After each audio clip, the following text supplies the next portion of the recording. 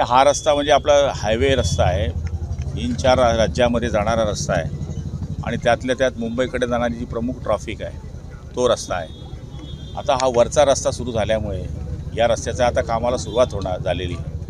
मला तरी असं वाटतं की जळगाव जिल्ह्याला इतर जिल्ह्याच्या सगळ्या ट्रॅफिकला याचा मोठा फायदा होणार आहे आणि यामुळे दळणवळणाची जी साधनं आहेत जी आपण नेहमी म्हणतो की चांगली असती तर बाजारपेठेत तेजी येते, तर मला तरी असं वाटतं की त्याचा एक फायदा सगळ्या शहराच्या वासियांना पण ग्रामीण भागाच्या लोकांना होणार आहे. आणि 30 कोटी रुपयाचा रस्ता आहे, याची लांबी शहरापर्यंत आहे, पुढे तरसोदपर्यंत ही या रस्त्याची लांबी आहे आणि लवकरात लवकर हा रस्ता पूर्ण झाला की लोकांना याचा फायदा होणार आहे. मुंबई नागपूरवरचा लोड कमी होईल ट्रॅफिकचा, निश्चितपणाने लोड कमी, कारण की आपण बघताय की जी जड वाहतूक आहे ती आता वरतून वळवली गेली आहे आणि जी छोटी वाहतूक आहे ती जर इकडनं असली तर हे रस्त्याचं काम स्पीडी होईल आणि ते झालं तर आम्हालाही फायदा होईल आणि वरतून जाणाऱ्यांनाही फायदा होईल.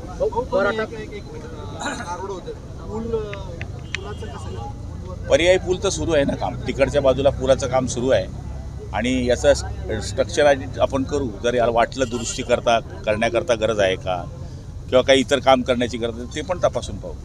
मराठा समाजासाठी काढण्यात आलेल्या JR बाबत आता छगन भुजबळ कोर्टात जाणार आहे. ओबीसी नेत्यांना सर्व घेऊन उच्च न्यायालयात छगन भुजबळ याचिका दाखल करतात. बघा आता ते ओबीसीचे नेते आहे, शेवटी ओबीसी करता शासनाने उपसमिती स्थापन केलेली कॅबिनेट मंत्र्यांची, त्याच्यामध्ये हे ठरेल आणि इथे त्यांचं मत असलं तरी कमिटी गोष्टी ठरवतील आणि जे करायचं असेल ओबीसींकरता ते सगळं आम्ही करू.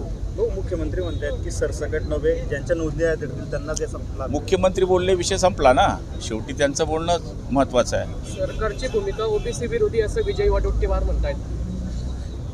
हे बघा, असं कुठल्याच गोष्टीला म्हणण्यात उचित होणार नाही जोपर्यंत काही गोष्टी समोर येत नाही. अजून कुठल्या गोष्टी समोर आल्या नाही, कुठला अन्याय दिसत नाही. परस्पर राजकारणाकरता बोलणं आणि कृतीमध्ये असणं फार फरक आहे. हो, पण तुम्ही उपसमितीचे सदस्य आहात. जी समिती नेमली का मराठा समाजाची पण एक समिती नेमली आणि ओबीसीची समिती नेमली, याचा समन्वय कसं? कारण दोघं हे बघा, दोघांवर अन्याय होऊ नये. जसं ओबीसीचं म्हणणं आहे की तुम्ही रिजर्वेशन द्या, विरोध कोणाचा नाही, पण आमच्या ताटातलं कोणाच्या ताटात देऊ नका. दुसरं काहीच म्हणणं नाही आहे. जसं हॉस्टेलचे विषय आहे, मुलांच्या शिष्यवृत्तीचे विषय आहे, साल्टी बार्टी ह्या ज्या सगळ्या संस्था आहे यांच्या बाबतीतले विषय आहे, मुलांच्या शिक्षणाच्या बाबतीतले विषय आहे, रिझर्वेशनच्या बाबतीतले विषय आहे. हा सगळा विषय आहे. रिजर्वेशन कोणाला देऊ नका असं कधी ओबीसी म्हणला का? नाही म्हणला. पण तुम्ही कोणाचं ताटातलं कोणाच्या ताटात द्याल ते योग्य नाही. उत्तर महाराष्ट्रामध्ये सगळे मराठा ओबीसीमध्ये आहेत, पण त्यांच्यावरही हा अन्याय आहे ना. सरकारने अन्याय केला असं वाटतंय.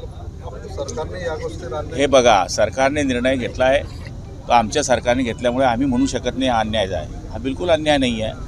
याच्यामध्ये सगळ्याच घटकांना बरोबर घेण्याचा निर्णय सरकारने घेतलेला आहे. मराठा समाजाच्या आरक्षणाची अंमलबजावणी झाली नाही तर येत्या दसरा मेळाव्याला सरकारला कळेल असं मनोज जरांगे पाटील म्हणतात.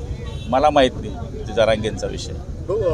एक कापसाचा प्रश्न समोर येतोय की CCIने जे जाचकाठी टाकलेलं आहे त्यामुळे जिनिंग व्यावसायिक जे ते खरेदी केंद्र सुरू करण्यास फारसे उत्सुक नाही आहेत आणि त्यामुळे कदाचित मी पण ते ऐकलं आहे, कारण की काही थोड्या जाचकाठ त्याच्यामध्ये आहे. उद्या कॅबिनेट आहे, त्याच्यामध्ये हा विषय आम्ही मांडू आणि आपल्या कास्तकारांचा सगळ्यात महत्त्वाचा प्रश्न आहे, तुम्ही सांगितलं ते सत्य आहे, तो उद्या आपण त्याच्यावर मार्ग काढण्याचा प्रयत्न करू. मुंबई महानगरपालिका, ठाणे महानगरपालिका आता आम्ही जिंकणार असं संजय राऊत म्हणतात. मी फटाके घेऊन जाईल.